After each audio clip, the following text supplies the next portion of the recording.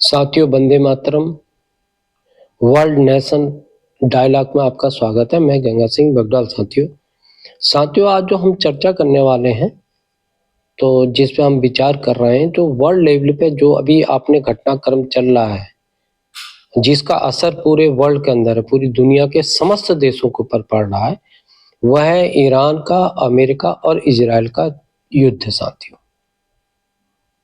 तो ये जो ध्रुवीकरण का मामला है साथियों, ये ईरान के द्वारा ही है, जिसने की पूरी जो है विश्व व्यवस्था को जो है बदलाव कर दिया है।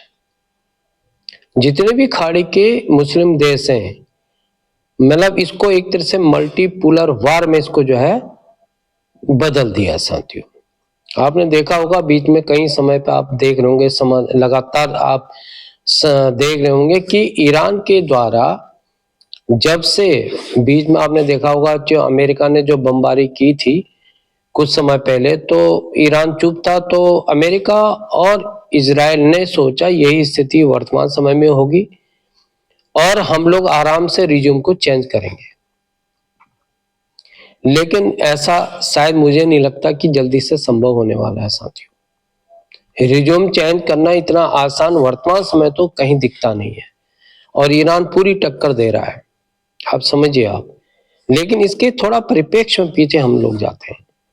ये ईरान की वर्तमान जो सरकार है, ये जो व्यवस्था है, इसका जन्म आप देख रहे होंगे कि राजशाही के खात्मे के बाद शुरू हुआ है। पहले वहां राजशाही थी, आपने देखा होगा, जनता परेशान तो थी, क्योंकि जनता तो जो ताकतवर होते हैं वो तो अन्याय करते ही हैं समय समय पे।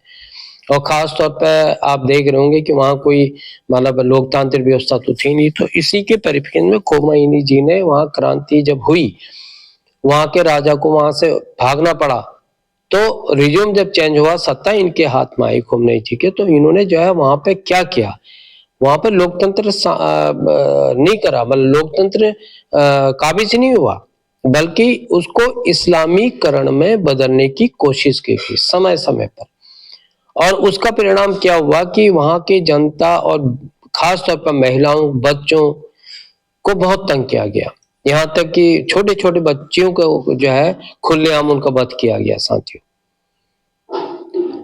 लोगों को जो उनके रिज्यूम के खिलाफ बोलता था तो उसको फांसी पे चढ़ाया गया खुलेआम। लाखों लोगों के साथ बड़ा अन्याय हुआ, कत्लेआम हुआ।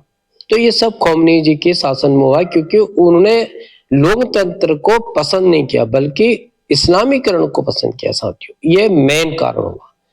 और जब आग धीरे धीरे धुआं होता है ना, तो निश्चित तौर पर हवा लगती है तो आग तो भड़कती है। साथियों, उसका परिणाम आज हम लोग देख रहे हैं, क्योंकि पैसे की कमी रही नहीं, वहां पर तेल का प्रचुर भंडार है, पैसे की कमी नहीं उनके पास।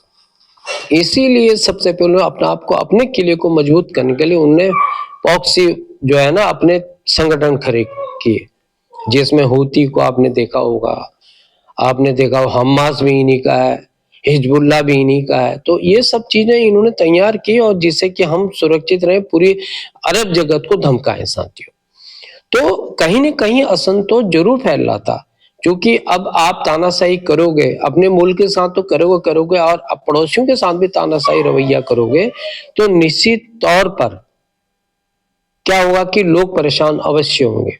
और एक समय ऐसा आएगा कि जब लोग खड़े हो जाएंगे आपके विरुद्ध, तब आपको पता चलेगा।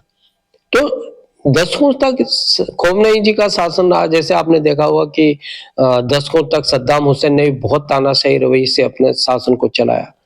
तो जब आदमी तानाशाही रवैया अपनाता है और दशकों तक वो शासन का सुख लेता है, आपने लीबिया में देखा होगा, गद्दाफी की भी यही पोजीशन रही, तो वो अपने आप को सुपर समझने लगता है, ईश्वर से भी बढ़ के। तो वही स्थिति कुछ जो है यहाँ भी बन गई, लेकिन शक्ति के मामले में इन्होंने प्रयोग भी लगातार जारी रखे। साथियों, और जो आज के संदर्भ में जो मिसाइलों का भंडार इनके पास है, उससे कितने ही देशों का तबाह किया जा सकता है, ये एक सच्चाई है। साथियों, तो राजशाही का अंत हुआ, खोमेनी शासन आया।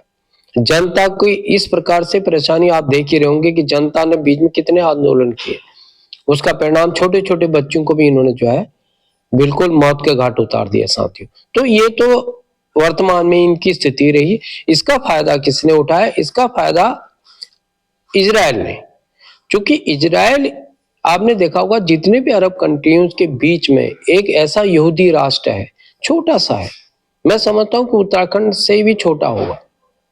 लेकिन अब चूंकि यही होता ना, जब आदमी को अपनी अस्मत की होती है और ये होता है कि हमेशा जिंदगी दांव पर रखने की बात होती है, क्योंकि चारों तरफ से घिरा हुआ था, तो उसने अपने आप को मजबूत किया। इसके बारे में कभी वीडियो बनाएंगे, क्योंकि आज के संदर्भ में चाहे कितना ही बड़े राष्ट्र हों, कितने शक्तिशाली हों, तो जो मुझको लगता है कि जो गुप्तचर एजेंसी जैसे हमारे देश में रॉ काम करती है, आईएसआई करती है, तो इसी प्रकार से मोसाद है। तो मोसाद कहावत है और सच्चाई है कि अभी भी अपने दुश्मन को छोड़ता नहीं है, चाहे वो एक दिन हो, 1 साल हो, 10 साल हो, 20 साल हो, उसको जब तक उसका खात्मा नहीं करेगा वो छोड़ेगा नहीं साथियों। तो वर्तमान जो परिस्थिति है साथियों, वो बड़ी घातक होती चली जा रही है। जो इस लड़ाई का जो मुझे लगता है कि मजनूम है जो है, वो है व्यवस्था की। जो जबरदस्ती आप किसी को थोप दोगे तो क्या होगा? परिणाम तो यही होगा ना कि भाई आप जब तानाशाही करेंगे, अत्याचार करेंगे, अन्याय करेंगे, तो जरूर निश्चित तौर पे जनता परेशान होगी, तो आपको भी नहीं छोड़ेगी। तो वर्तमान स्थिति यही है और ईरान भी अपने खात्मे की तरफ बढ़ ही रहा है, क्योंकि जो उसने बहुत बड़ी गलती की, गलती तो अमेरिका ने भी की, इजराइल ने की, लेकिन सबसे बड़ी गलती ईरान ने यहाँ कर दी कि अपने सहयोगियों को निपटाना है और उसके सहयोगी परेशान थे। अगर ये सुपर पावर बनता है, एटमी ताकत ये बनेगा, तो निश्चित तौर पर जितने भी अरब कंट्रीज हैं उनका था कि हमारा भी, मतलब हम एक तरह से इसके दबाव में क्यों रहे, ये इनकी गुलामी हमें करनी पड़ेगी। ये स्थितियां बनती जा रही थी साथियों। तो जिसका परिणाम आप देख रहे होंगे पूरा विश्व भुगत रहा है साथियों। तो आज के आपको एक चीज और बतानी चाहिए, इसमें बताना चाहता हूँ साथियों कि आपने देखा होगा कि कतर जो है, इन्होंने तो सभी खाड़ी देशों में बमबारी शुरू कर दी है, किसी को भी नहीं छोड़ा, जो सुरक्षित था उसको भी नहीं छोड़ा, जहां कभी तक बम आता हुआ ही नहीं। जैसे कि कतर समझिए, कतर जो है राष्ट्र है, वो मीडिएटर की भूमिका निभाता था। आपने कई मामलों में देखा होगा, चाहे कहीं भी प्रकार का, हमास का मामला हो, हिजबुल्लाह का मामला हो, हूती का मामला हो, ईरान का मामला हो, सीरिया का मामला हो, ये सब क्या है, कतर ऐसा केंद्र बिंदु था कतर। तो जिसमें कि ये होता था कि वहीं से जो है एक तरह से ये समझ के चाहिए डिप्लोमेसी चलती थी और वहीं के द्वारा समझौते होते थे। तो बड़ा मतलब एक तरह से मीडिएटर की भूमिका वो सदैव से, कई सालों से, दशकों से निभाता आ रहा था। लेकिन ईरान ने इसको भी नहीं छोड़ा, वहां भी बमबारी करके, मिसाइलें दाग के और जो है ब्लास्टिंग मिसाइलें दाग के उसको भी तबाह करने की कोशिश की।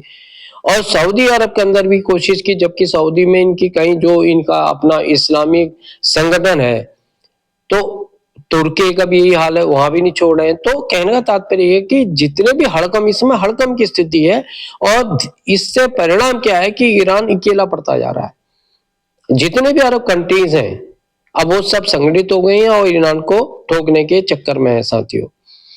लेकिन व्यवस्था में क्या है कि व्यवस्था परिवर्तन अब हो या तब हो, वो तो होनी है, क्योंकि उनकी जितने भी, इन्होंने आपने देखा होगा पहली पंक्ति के जितने लीडर हैं सब तबाह हो गए।